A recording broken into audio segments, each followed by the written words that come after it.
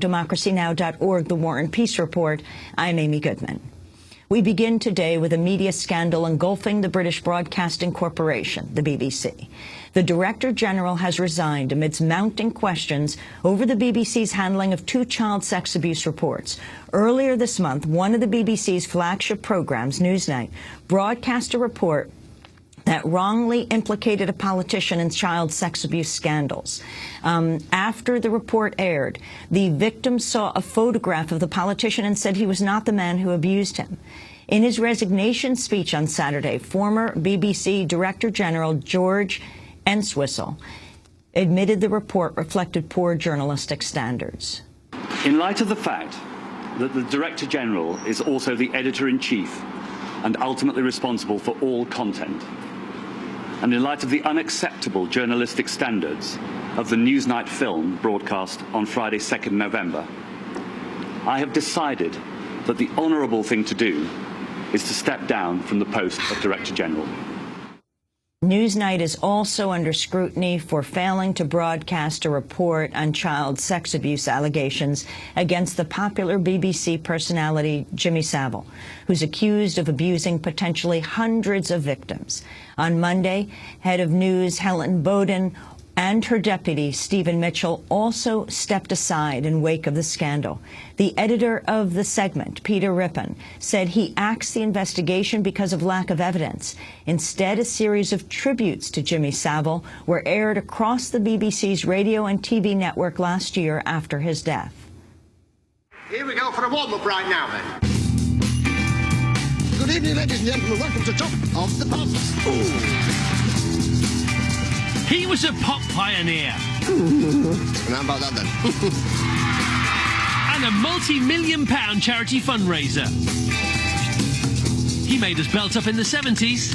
Click every trick. Now then. And fixed it for thousands of kids' dreams to come true.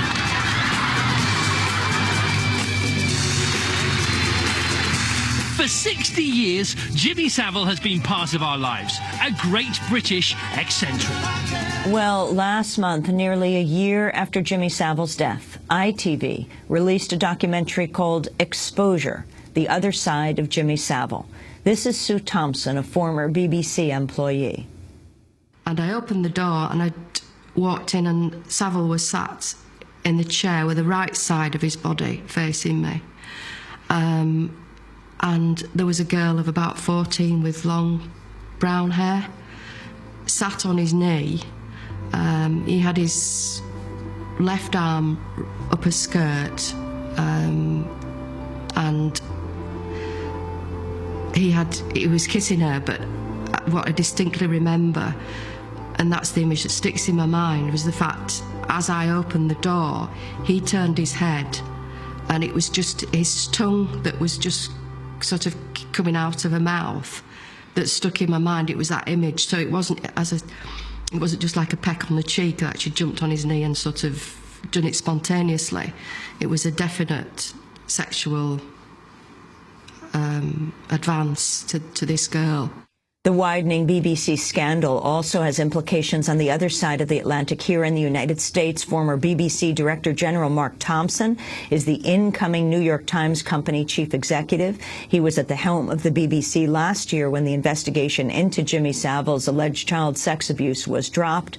Thompson claims he was unaware of the program's investigation and had no involvement in the decision to cancel the report.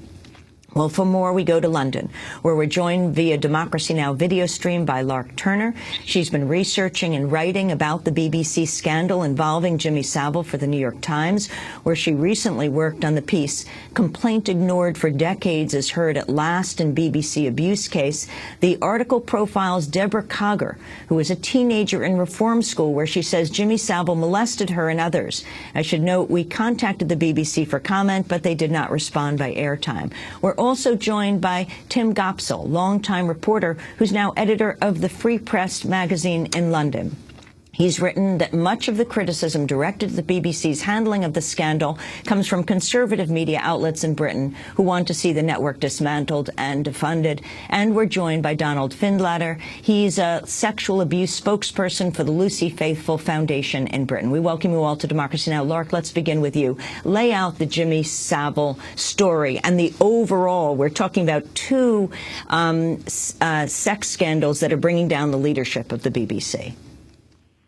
I mean, I've really focused on the Savile aspect of the scandal thus far. And what I can say is I think that this has been an enormous scandal. You're talking about hundreds of people coming forward, most of them women, who are saying they were abused by him in schools, in hospitals, in psychiatric facilities across the country. And this is all coming to light now.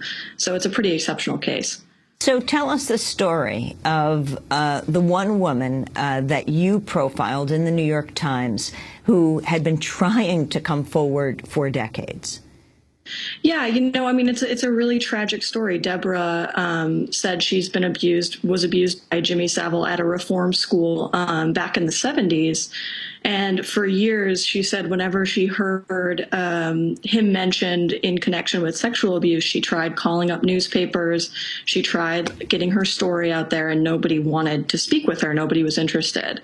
So I think this is somebody who this has been extremely challenging for her to finally get her story out. Well, explain, though, what the situation was, why Jimmy Savile had anything to do with the school that Deborah Cogger attended.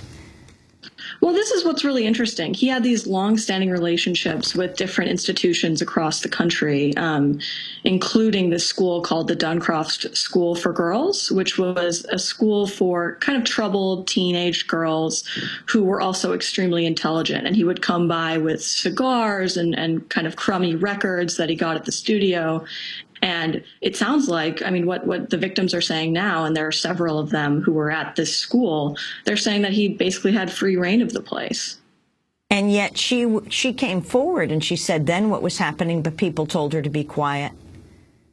She said she was told to be quiet. She said that, that other girls who were abused, even sort of more horrifically, were shut in a room in isolation until they recanted.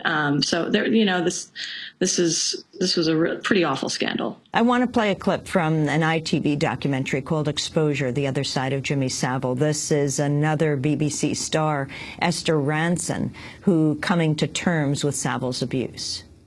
What I know about child abuse is it comes off on the child, and the child takes the guilt, the child takes the responsibility.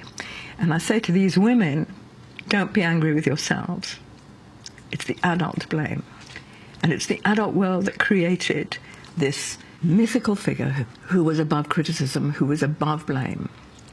And of course he wasn't. And I feel that we, in television, in his world, in some way colluded with him as a child abuser, because I now believe that's what he was. That was BBC star Esther Ranson. In Savile's 1976 autobiography, Love is an Uphill Thing, he described how he and another man had spent the night naked in a caravan with a group of girls. The girls were young enough for their mothers to come looking for them.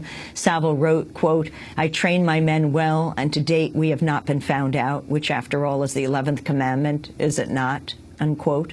I wanted to bring Tim Gopsill into the conversation, editor of the Free Press magazine in London. Your piece, "The Savile Scandal Defines the BBC." The BBC not only killed the investigation of Savile, but it ended up just doing all these laudatory programs about him. Tim, why is it defining the BBC? Because the one half of it didn't know what the other half was doing. It's a big organisation, and as a broadcaster, it doesn't just cover news and current affairs. It covers the whole range of broadcasting. It does comedy, entertainment, drama, game shows, quiz shows, reality. It does the lot, which means it's a very, very big organisation. And the journalistic side is kept deliberately separate, so that it isn't controlled by management, so that it doesn't have to toe any line laid down by anybody. It is kept at a kind of arm's length to guarantee its independence. The consequence was that while the Newsnight programme was preparing its expose of Savile, another half of the BBC was going ahead with these tributes. The cancellation of the Newsnight programme, people are prepared to believe, had nothing to do with the fact that the tributes were coming as well. It just looked very bad for them. But the real problem wasn't killing the Newsnight programme. The thing the BBC really did wrong was to run all those tributes to a man who was pretty widely known, at least in kind of media circles, to have been a terrible paedophile for years and years. At the time when the Newsnight investigation was axed, the BBC's new chief executive, George Entwistle, was in charge of all television output. Late last month, he told Parliament he was informed about the Newsnight investigation in early December by Helen Bowden, the senior executive for News. Helen said to me, I wanted to tell you, this is to the best of my recollection, because this is a conversation a long time ago. I wanted to tell you that Newsnight are looking at Jimmy Savile, or investigating Jimmy Savile, and if it comes off, if it stands up, words to that effect, it may have an impact on your Christmas schedule. And I said, well, thanks for letting me know. Please update me. And what I meant by that was on whether or not it will be going ahead. Was it normal for Helen Bowden to discuss Newsnight investigations with you? No, relatively rare. Right. So, what seriousness did you attach to what she said? Well, I was grateful to her for giving me the heads up. But the key message I took away from the conversation was that it wasn't yet clear to Helen whether it was going to stand up or not, whether it was going to happen or not, and that was the key message I took away. That was the BBC's chief executive, George Entwistle, who just resigned after, something like 54 days in his position. Tim Gopsill, your response. Yeah, well, the BBC's response, unfortunately, when it comes under attack, and it comes under attack quite a lot, is to go into something of a panic. And what they did after all the row about the Savile programmes was they suspended the two people in charge of news and current affairs, that is Helen Bowden and Stephen Mitchell, who you mentioned already, from having any involvement in further programmes relating to Savile. Well, the next thing that happened was that the Newsnight programme, trying to cover for its mistake by killing the story in the past, found another paedophile story, completely separate, which came along, which actually, one which has been known about off the record for some years, and they ran this programme, not naming but otherwise identifying a man who was a former Conservative politician as a paedophile himself. That story very quickly fell apart when it became clear that it wasn't true, that it wasn't this man at all. And that, by the way, was uncovered by a British newspaper. But probably the reason why the proper checks on the programme weren't made was precisely because the people in charge of news and current affairs had been suspended from having any involvement in Savile-related programming. So the checks and balances disappeared. So the programme was out of control, and that's why it's in the mess it's in now. Wait, explain that again, Tim. Explain how it was, you think. I mean, this most recent Helen explosive... Bowden and Stephen Mitchell, who were suspended pending the investigation into the Savile programme, suspended from having anything to do with any more programmes relating to Savile or paedophilia. The programme then made another completely different story, which was about this politician accused of paedophilia, and the proper checks weren't there because they'd been suspended. So it got on air when it shouldn't have done. And the way that this unfolded was that the young man who was at the center of the allegations was never shown a photograph of this politician. When he was, after it aired, he said, "This is not the man who abused me."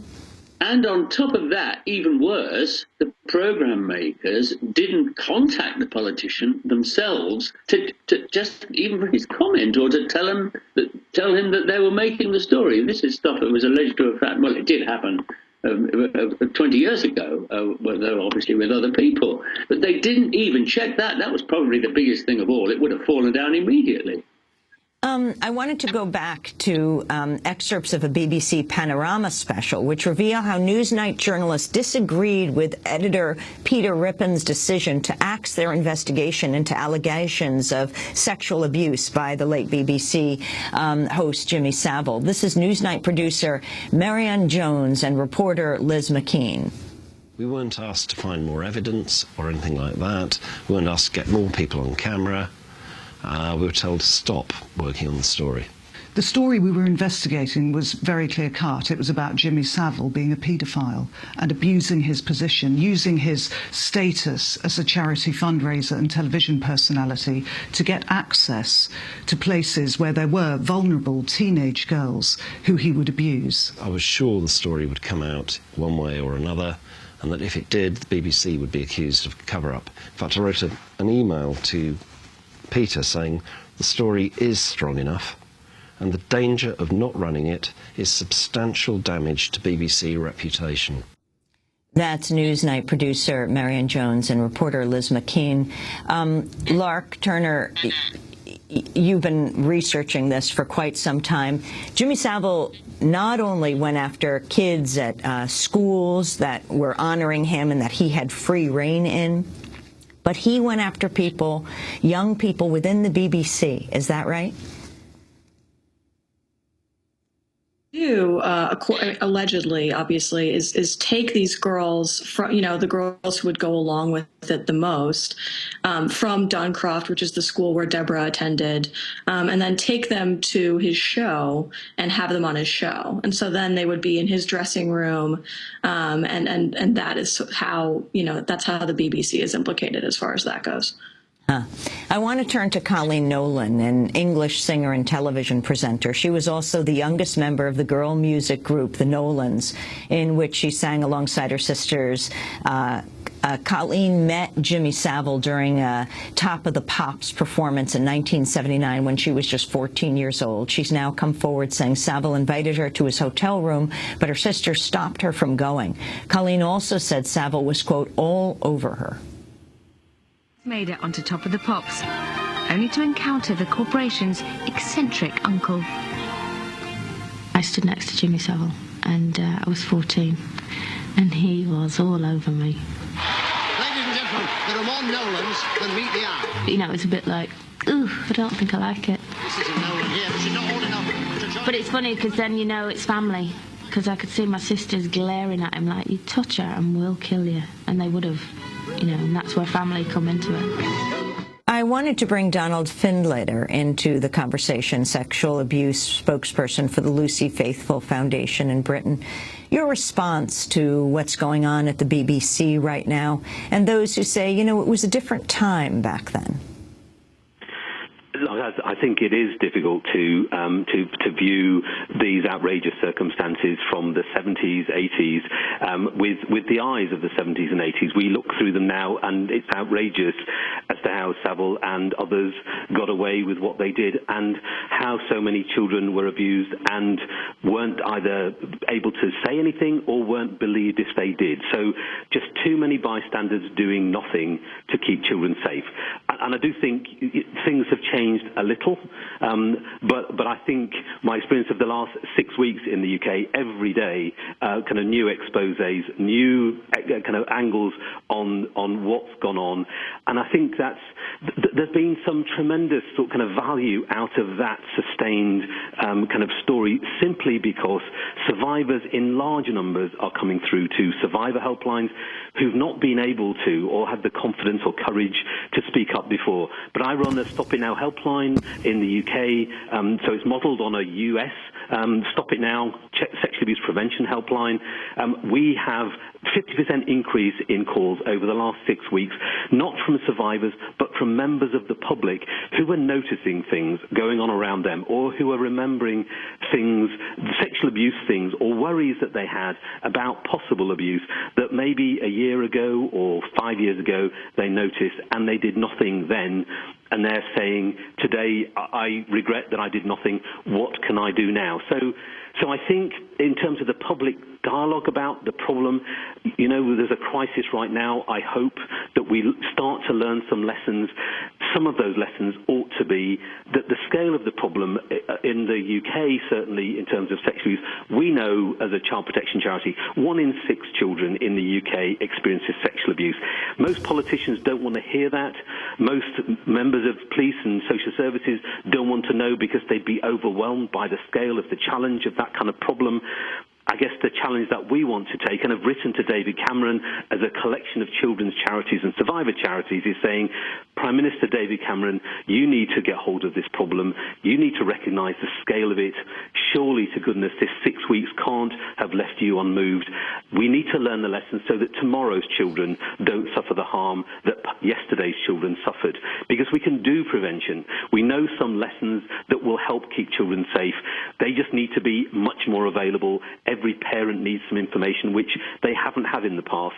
So we have to have the public on side. We have to have, yes, police officers and social workers doing their job, but arresting our way out of this problem will never happen. It has to take politicians and the public working together to get ahead of this issue and make sure future generations are safer than past generations have been. Tim Gopsill, finally, of Free Press. How you feel this is being used in going after the BBC, though these are extremely scandalous, what has taken place here.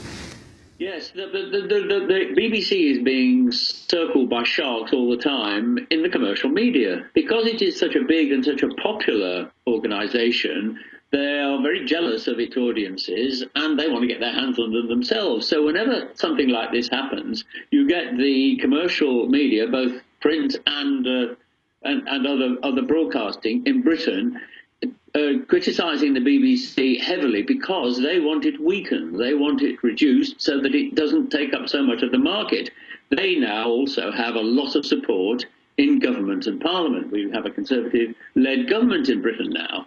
The main people in this are, of course, the Murdoch press, but there are other companies as well who use the Murdoch press use their newspapers to attack the BBC, as do other right-wing newspapers, all the time to try and weaken it. The BBC needs to be much stronger in standing up to these criticisms and these attacks, and supporters of the BBC, like ourselves, although the BBC is making terrible mistakes, it's supportive criticism that we make, and what the BBC needs is more support to be better, not more attacks to make it even worse. Well, I want to thank you all for being with us. Tim Gopsill is editor of the Free Press magazine in London.